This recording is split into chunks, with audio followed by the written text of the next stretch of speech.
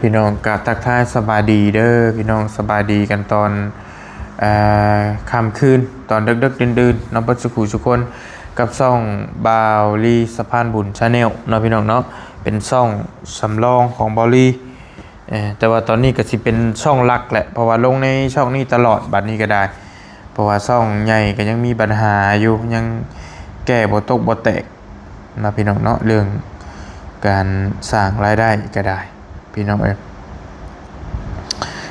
บอลลี่เนาะถือว่าเป็นมือที่หลายคนรอคอยแล้วก็คอยรอเรื่องสำหรับเรื่องนี้ก็ว่าได้ว่าสั้นซะบอลลี่เองได้รับข่าวดีเนาะมื้อนี้สิมาแจ้งทางพ่อแม่พี่น้อง FC บัดทุกท่านสำหรับเคสน้องป๊อปเนาะพี่น้องบอลลี่ได้รับข่าวดีแล้วเด้อพี่น้องเด้อได้รับข่าวดีแล้วสำหรับเคสน้องป๊อปน้องเปลืองเฮาพี่น้องเนาะแต่ว่าก่อนสิไปฟังเรื่องข่าวดีก็อยากให้มาฟังเรื่องข่าวให้ก่อนนิดนึง พี่น้องข่าวให้สำหรับบอลลี่นี่แหละในคลิปนี้บอลลี่สิมาแจ้งข่าวดีสำหรับเคสน้องป๊อปเนาะแล้วก็สิมาแจ้งข่าวให้สำหรับช่องของบอลลี่สิว่าข่าวให้ก็ว่าได้นะพี่น้องเนาะแต่ว่าขออนุญาตได้ลายเด้ออย่าว่าสั้นว่าซี่เด้อพี่น้องเด้อบอลลี่สิมาแจ้งข่าวดีสำหรับเคสน้องป๊อปแต่ว่าสิขอเว้าเรื่องบอลลี่ก่อนนิดนึงนะพี่น้องเนาะเรื่องการอันนี้ของบอลลี่เรื่องการสั่งรายได้พี่น้องเนาะโอเคเอาไหมคือต้องขอว้าวแล้วก็สิว้าวอีกย้ำอีกเนาะพี่น้องเนาะว้าวแล้วก็ว้าวอีกคือในเรื่องของช่องของบอลลี่เป็นช่องหลักช่องบอลลี่สายบุญนี่แหละพี่น้องที่บอลลี่ได้แจ้งพี่น้องไปในมือก่อนนี่ช่องนี้ช่องที่มันมีปัญหาอยู่เนี่ยพี่น้องเนาะคือช่องบอลลี่สายบุญนี่ช่องถ้าจะว่าช่องหลักช่องเดิมของบอลลี่เลยแหละบอลลี่ตั้งช่องนี้มาตั้งแต่ปี2021ปีนี้ปี2026 5 ปีพี่น้องเนาะตั้งช่องนี้มา 4-5 ปีพี่น้องบอลลี่สิมาแจ้งเรื่องช่องเพิ่มเติมกับตื่นเช้ามาเมื่อเช้านี้ก็ได้อ่านข่าวก็แทบจะว่า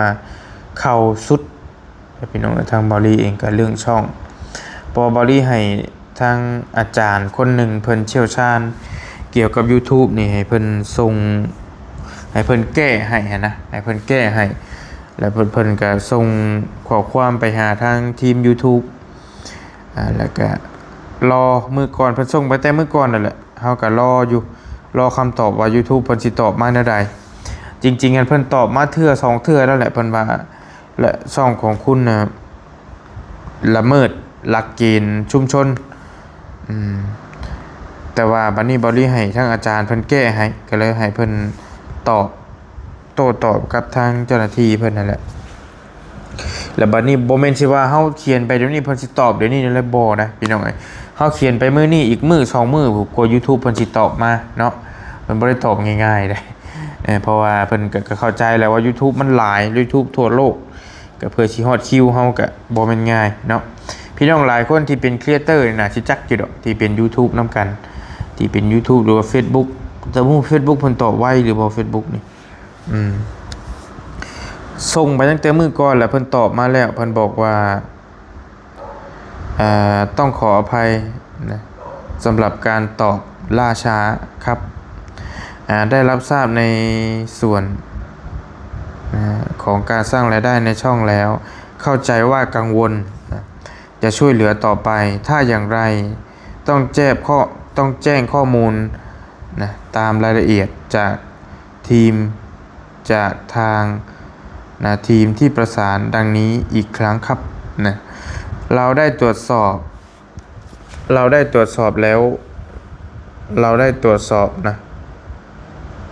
ช่องของคุณแล้วพบว่าเนื้อหา เนื้อหาเอ่อหลายรายการที่บ่เป็นไปตามกฎของ YouTube เฮาเองก็ว่าเฮาปฏิบัติตามกฎของเพิ่นแหละเฮาถ่ายคลิปลงไปแต่เพิ่นว่าเฮาบ่ปฏิบัติตามกฎเพิ่นบอกว่าเฮาผิดนี่ผิดหลายคลิปแต่บ่ได้บอกว่าคลิปใดอีกได้พี่น้องถ้าเพิ่นจี้จุดมาว่าคลิปนี้เฮาก็สิลบทิ่มได้ตัวนั้นนะแต่ว่านี่แหละคลิปบอลี่มัน 4,000 กว่าคลิปนี่เฮาอัพมาตั้งแต่ปี2021ก็บ่ฮู้ว่าคลิปใดอีกบัดนี้นะมันก็เลยว้าวุ่นเลยทีนี้พี่น้องเนาะว่ายังไงเพิ่นว่าเนื้อหาหลายรายการนะเป็นจำนวนหลายที่มันผิดต่อ YouTube เพิ่นก็ยืนยันลงไปว่าช่องของคุณนี่ถูกปิดนะนับตั้งแต่วันนี้ช่องของคุณจะไม่มีสิทธิ์สร้างรายได้นอกจากนี้คุณจะไม่มีสิทธิ์เข้าถึงเครื่องมือและฟีเจอร์การสร้างรายได้อีกโปรดไปที่หน้าการสร้างรายได้โอเคนะเราทราบดีว่าการดำเนินการนี้ไม่ใช่เรื่องที่น่ายินดีแต่เราจำเป็นต้องทำเรามีหน้าที่ตรวจสอบเพื่อให้ชุมชนของเราเป็นพื้นที่ที่ปลอดภัยสำหรับครีเอเตอร์ผู้ชมและผู้ลงโฆษณาแต่ในขณะเดียวกันเราก็เข้าใจว่าคุณอาจ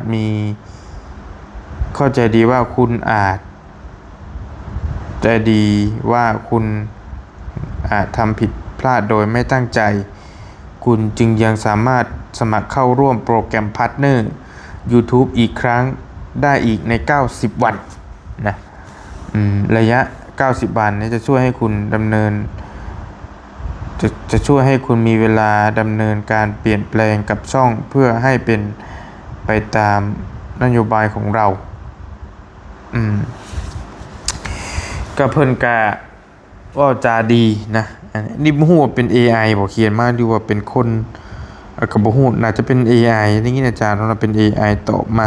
เป็นคอมพิวเตอร์ตอบอัตโนมัติข้อความอัตโนมัติปุ๊บมาหั่นนะพี่น้องเพิ่นก็โอเคเพิ่นเว้าจาดีตอบมาดีว่า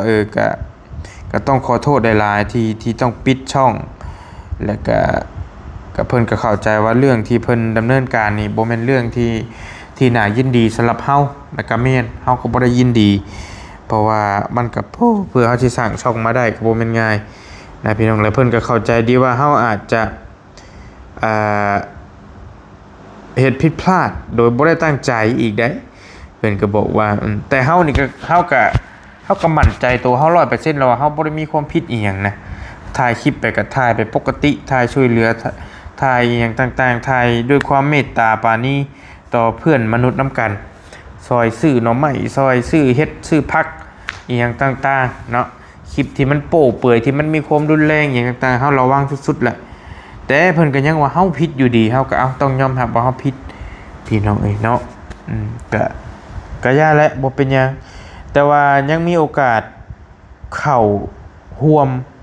ได้อีกเทื่อนึงหลังจากครบ90วันหรือ3เดือนนั่นเองเฮายังสิสามารถเข้าไปสมัครเข้าร่วมใหม่ได้อีกเทื่อนึงสำหรับช่องของบอลี่นี้นะแต่ว่ายังสิหาทางแก้อยู่บอลี่ยังสิหาทางแก้ยังคุยกับอาจารย์เพิ่นอยู่แต่ว่าเปอร์เซ็นต์ที่จะกลับมาได้ก่อน90มื้อนี่ถือว่าน้อยแฮงมีแต่อาจจะถ้าบ่ได้ก็อาจจะรอภายใน90วันเนาะแล้วก็ยังลุ้นอีกเทื่อนึงว่าเงินที่บริสะสมในเดือนที่แล้วนี่เดือนเมษาทั้งเดือนนี่ว่าเพิ่นสิชำระให้บ่แต่เพิ่นชำระให้สาธุพี่น้องเนาะสาธุแล้วเพิ่นชำระให้เพราะว่าเงินเฮาทุ่มทั้งแห่งกายแห่งใจทั้งโทรศัพท์และเดินทางไปช่วยเหลือพี่น้องในสถานที่ต่างๆแล้วก็เพื่อสิได้เหรียญนั่นมาก็บ่แม่นของคอยแต่ว่าอยู่ๆเหรียญนี้หายไปแต่บ่ฮู้ว่าเพิ่นสิชำระให้บ่เนาะก็ภาวนาให้ชำระให้นั่นแหละช่องเฮาปิดก็ยังยามันแหละใช้ช่องสำรองไปก่อนแต่ว่ารายได้ที่เฮาสร้างมาเด้เดี๋ยวก็อยากให้มันได้นั่นแหละพี่น้องเนาะแต่ว่าถ้าบ่ได้ก็เติบนึงแล้วตกใจแหละเสียใจเอ้าว่าซั่นซะพี่น้องก็ประมาณนี้เดี๋ยวเรื่องช่องของบอลี่เพิ่นก็ส่ง Gmail มาอีกครั้งว่าบ่ผ่านเนาะบ่ผ่าน ก็มีแต่เฮาก็โอเคเคารพในการตัดสินใจของเพิ่นนะเฮาก็โอเคมั่นใจว่าเฮาขาวสะอาดแหละ 100% แหละแต่เพิ่นว่าเฮาผิดเฮาก็ต้องผิดนำเพิ่นนั่นนะเฮ็ดได้ใดพี่น้องเนาะทั้งที่เฮาก็ว่าเฮาถือว่าเฮาก็เข่งเติบแหละในการถ่ายคลิปแทบจะว่าโอ้โหทุกอย่างนะเชฟเบิดพี่น้องเพราะว่าก็มีประสบการณ์มาหลายแต่ก็ย่าแล้วเฮาก็ข้านไปแต่ว่าก็เพิ่นก็ยังว่าเฮาผิดก็โอเคบ่เป็นหยังเอาล่ะบัดนี้แล้วก็หลังจากที่บริทราบข่าวนี่ตื้มอีกอะเพราะว่าเพื่อสิฮอด3เดือนนี่มันก็โป้ใช้เวลาดนเติบแล้วก็บริการถ่ายคลิปถ่ายทำของบรินี่ก็บางมื้อนี่ก็คลิปนี่ค่อนข้างหลายได้หลายคลิปบางมื้อก็คลิปน้อยบางมื้อก็คลิปหลายเนาะบริก็เลยตัดสินใจตั้งช่องขึ้นมาอีกช่องนึงเนาะชื่อช่องว่าพ่อน้องยูริชาแนลบอลี่กำลังลงคลิปไปคลิปหนึ่งฝากพี่น้องเข้าไปติดตามในเด้อพี่น้องเด้อพ่อน้องยูริชาแนลนี่จะเป็นช่องสำรองอีกช่องหนึ่งที่บอลี่ตั้งขึ้นมาเพราะว่าเพื่อช่องตัวนั้นสิได้กับโบเม่นง่ายพี่น้องเนาะถ้าช่องตัวนั้นกลับมาก็อาจจะใส่น้ำกันเลยตัวนี้ก็อาจจะลงเนบ่ลงเนแล้วแต่มีโอกาสมีคลิปนะอาจจะใช่ทั้ง3ช่องอันนี้ก็กำลังเริ่มก็ลงคลิปนึงลงคลิปที่บรินางคุยกับน้องยุริบอกว่าฝากช่องกับป้ากับลุงแหละผู้ที่ตามกำลัง8 คนพี่น้องตอนนี้ต้องการผู้ที่ตาม1,000 คนและการรับชม4 ชั่วโมงประมาณนี้นะพี่น้องเนาะตัวบริเคลื่อนไหวอยู่ปกติในตอนนี้ปัจจุบันนี้ก็คือในช่องนี้แหละช่องที่บริถ่ายอยู่ตอนนี้คือช่อง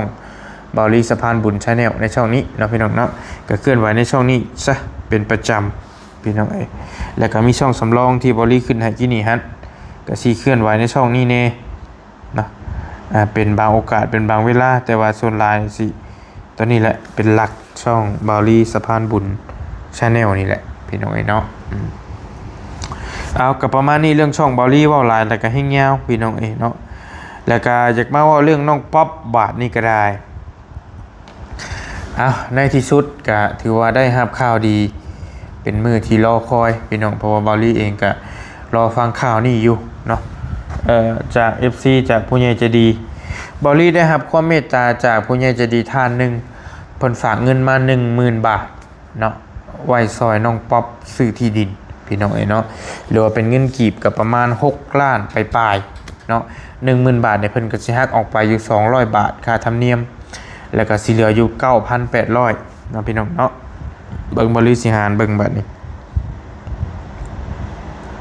ตีไปตัวเลขกลมๆ 9,800 บาทก็ตีไป6 ล้าน6 แสนซะ6 ล้าน 6 แสนปลายๆแต่ว่าตีไปง่ายๆ6 ล้าน 6 แสนประมาณนี้พี่น้องเนาะไว้สมทบซื้อที่ดินแต่บ่ฮู้ว่าน้ำไผมีแน่เดี๋ยวถ้าได้มือซื้ออีหลีก็จังสิประสานทีมงานอีกเทื่อนึงว่าแนวใดนะได้ยินข่าวๆว่ามีน้ำเบาบุญหัน10 ล้านและน้ำเบาจันทร์ให้อีกจำนวนนึงบ่ฮู้ว่าเท่าใดน้ำเบาจันทร์น้ำเบาบุญบ้านป่านะ10 ล้านน้ำเบาจันทร์อีกจำนวนนึงว่าซั่นนะพี่น้องเนาะบอลลี่ก็สิเก็บเงินจำนวนนี้ไว้แล้วก็ฮอดมือฮอดยามมันก็จะสิไว้ซื้อที่ดินถ้าสมมุติว่าผู้ใหญ่ใจดีทั้งอื่นพอแล้วพอเรื่องเงินซื้อที่ดินก็อาจจะเก็บไว้ซอยน้องเพิ่นในด้านอื่นเพราะว่าเฮาซื้อที่ดินแล้วก็อาจจะมีการเจาะน้ำบ่หรือมีการเฮ็ดห้องน้ำบ่หรือมีการเฮ็ดเฮือนเฮ็ดซ่านบ่ในการช่วยเหลือต่อไปนะก็บ่ยากเพราะว่าน้องป๊อบนี่ก็เป็นเขตใหม่ป้ายแดงซะที่พ่อแม่พี่น้องกำลังให้ความสนใจกันค่อนข้างหลายแทบจะว่าโนนึงแล้วก็ว่าได้ในช่องบอลลี่ตอนนี้เนาะพี่น้องเนาะแล้วก็มีเขตใหม่อีกได้2 สาวที่บอลลี่ไปถ่ายกับเบาแก้วที่บริไปถ่ายพี่น้องก็น่าสิเห็นอยู่ดอกเนาะ2 สาวน้องนี่น้องฟ้ากับน้องงานี่ก็เป็นก็ถือว่าเป็นน้องใหม่ไฟแรงคือกันนะพี่น้องให้ความสนใจกันหลายนี่ก็ได้เนาะเอาเดี๋ยวจังจังค่อยว่ากันมาว่าเรื่องน้องป๊อปก่อนพี่น้องหลายคนว่าบอลลี่คือบ่ถ่ายคลิปน้องป๊อปนี่หลายคนเพิ่นอาจจะบ่ฮู้ว่าตอนนี้หันบอลลี่อยู่บ้านหลายๆคนก็อาจจะบ่ฮู้ว่าบ้านบอลลี่กับบ้านน้องป๊อปนี่มันห่างกันหลายปานใดพี่น้องเนาะบ้านบอลลี่กับบ้านน้องป๊อปห่างกันอยู่ประมาณเกือบ200 กิโลได้พี่น้องเกือบ200 ลัก หลายคนเพิ่นอาจจะบ่เข้าใจอาจจะเป็น FC ใหม่แต่ว่า FC เพิ่นที่เคยฮู้ที่เคยชมคลิปเฮานั่นน่ะเพิ่นสิจักแล้วจากนี่หม่องบอลลี่นั่งอยู่ตอนเนี้ยขึ้นไปบ้านน้องป๊อปนี่ประมาณตีไปเบิ่งก่อนนะประมาณ180ปลายลักหรือ190ประมาณนี้แหละประมาณนี้เลยนะเกือบ200กิโลพุ่นนะพี่น้องเนาะบ่แม่นของคอยไปส่งมาซะนี่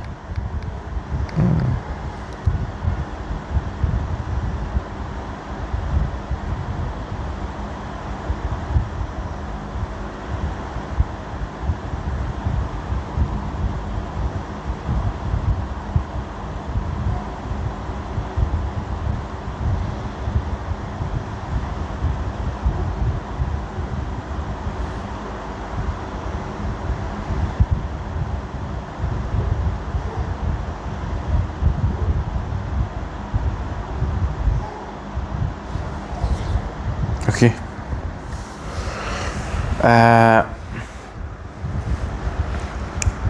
เป็นยังไงลูกสาวประมาณเกือบ200พี่น้อง200ลักไปกลับกับม400พุ่นแหละก็คือทีมงานเฮาไปกันเรื่อยอยู่ก็คือก็ถามว่าไกลบ่ก็ไกลอยู่แต่ว่างานเอามีอยู่พุ่นก็ต้องไปนะแล้วแต่โอกาสเวลาอันสมควรพี่น้องเนาะก็ฟังเบิ่งบอลี่กับมื้ออื่นนี้ต้องได้ฟ้าตู้เมไปฟอกไตอีกพี่น้องแหละอาจจะแบ่งเวลาขึ้นไปบ่เบิ่งก่อนขึ้นไปแจ้งข่าวน้องเพิ่นบ่รู้ว่าแนวใดจังใดก็จังค่อยว่ากันสำหรับเคสน้องป๊อปนี่ก็ได้เนาะพี่น้องเนาะน้องเพิ่นหันพี่น้องน้อง กำลังสินั่นก็เลยลูกสาวเพิ่นให้หน่อยนึงคือน้องป๊อปหันเพิ่นเป็นสาวกำพร้าเนาะอายุ20ปีพี่น้องพ่อตายปะอยู่กับเมย์แล้วก็น้องทำงานเป็นพนักงานขายเครื่องอยู่ห้างอุปกรณ์ก่อสร้างแห่งหนึ่งอยู่ในหมู่บ้านอยู่แถวตลาดบ้านดงนั่นแหละเนาะเพิ่นก็ดุมันขยันเพียรแล้วก็ว่าจาดีเป็นคนถ่อมตนว่าจะมีมารยาทเนาะแล้วก็ว่าม่วนว่านุ่มนวลแล้วก็หลายคนก็ปลื้มมักในตัวน้องค่อนข้างหลายแล้วก็ติดตามเท่าชั่วมือนี่แหละเนาะพี่น้องเนาะหลายคนก็ให้ความสนใจทางน้องป๊อปนี่ค่อนข้างแทบจะว่าหลายนะ หลายหมื่นคนเนาะแล้วก็บอลลี่กับทีมงานกำลังพากันซอยดันเคสน้องเพิ่นอยู่เนาะแล้วก็บ่แม่นเฉพาะเคสน้องป๊อปแล้วก็หลายๆเคสนั่นแหละแต่ว่าหนึ่งในหันก็เป็นเคสน้องป๊อปที่กำลังมาแรงพี่น้องให้ความสนใจกันหลายพอสมควรพี่น้องเนาะแล้วก็น้องเพิ่นก็ได้รับข่าวดีเรื่อยๆเนาะแล้วก็จนมาฮอดซุมื้อนี้ก็ทางบอลลี่เองก็ได้มีข่าวดีเนาะได้รับข่าวดีจากผู้ใหญ่ใจดีท่านหนึ่งเนาะจากอาจารย์เพิ่นอยู่ฝั่งไทยพี่น้องเนาะเป็นชื่อว่าอาจารย์เบิกก่อน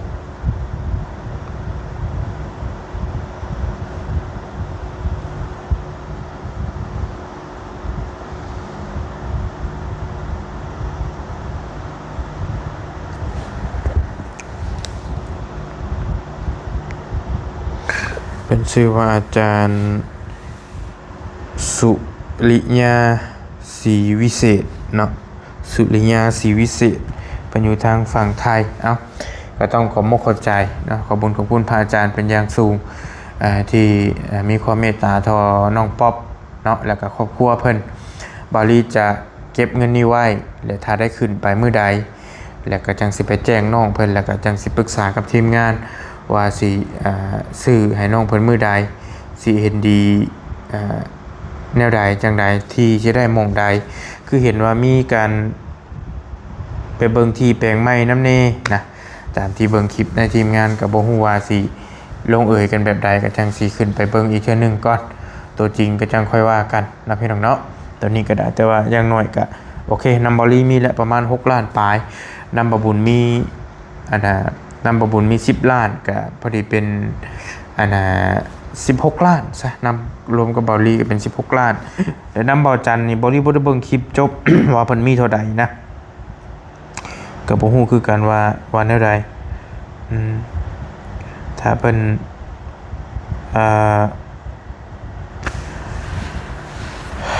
มี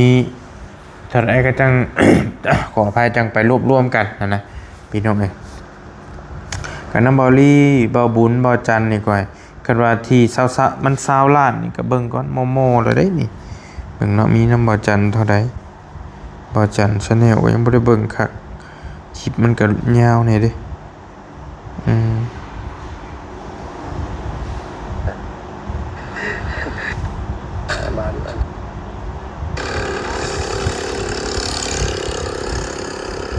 ไปต่อก่อนพี่น้องน้องป๊อปปี้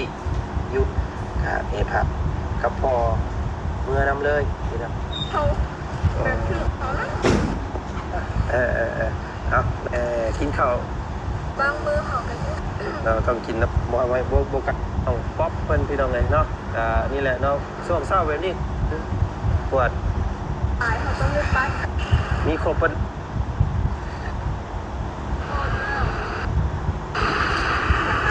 ฮัลโหลน้องเพิ่นอยู่หลังเข่าแล้วมื้อนี้โอ้ก็ได้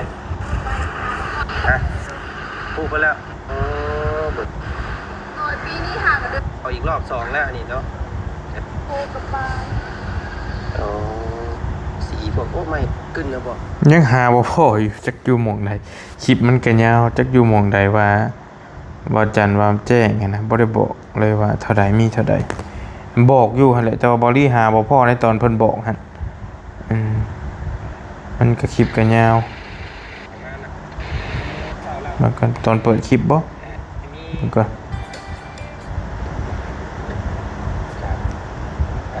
อาจจะกินข้าวกินน้ำเนี่ยการจะตรงไปนี่แม่นเวียดนามนี่โอ้ร่วมกับการสมทบเด้อพี่น้องเนาะกับครอบครัวของน้องปั๊บพี่น้องเลยเนาะป๊อปปี้ว่าสันโอ้มาแล้วก็อันถนนหนทางอาจจะอันบ่ได้อยู่เพื่อนเนาะของเนาะโมเพื่อนกันคึมคือเก่าอันนี้กันวันว่าสันพี่น้องว่าให้ตกทั้งนี้ในเด้อว่าสันเนาะจำคิดเปิ่งเนาะช่วงเดือน5 เดือนว่าสันซะพี่น้องเลยเนาะมื้อนี้พี่น้องไอ้เนาะทางบ่อจันเบียดอยู่หม่องไหนเนาะไปทำคนเบียดมาเฮ็ดเวียกมื้อนี้ว่าซั่นข่าวดีเรื่องสมทบ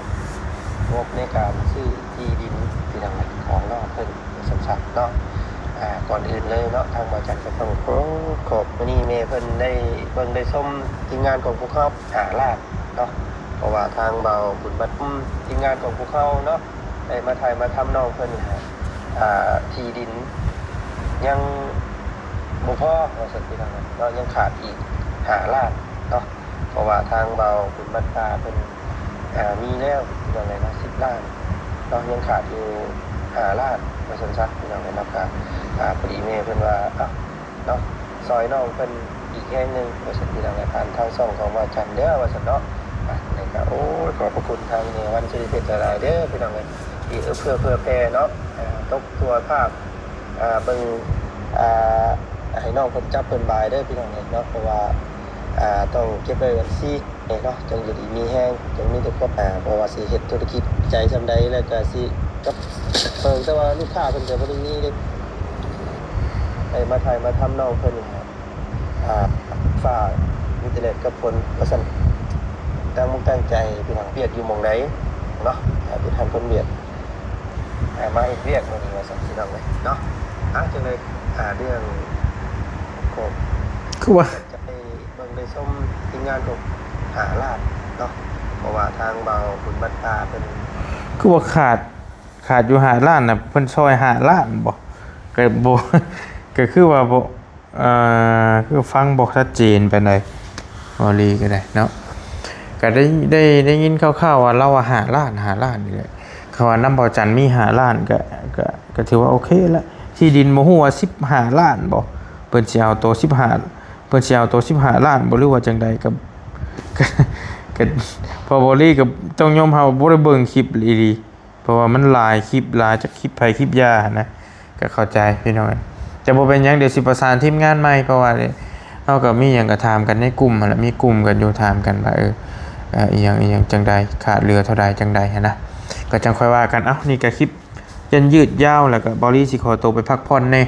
นะพี่น้องเนาะมาแจ้งข่าวดีน้องป๊อปเด้อพี่น้องเด้อบอรี่มีเงินอยู่6 ล้าน6 แสนซะตีไปง่ายๆ6 ล้าน6 แสนกีบนะพี่น้องเนาะก็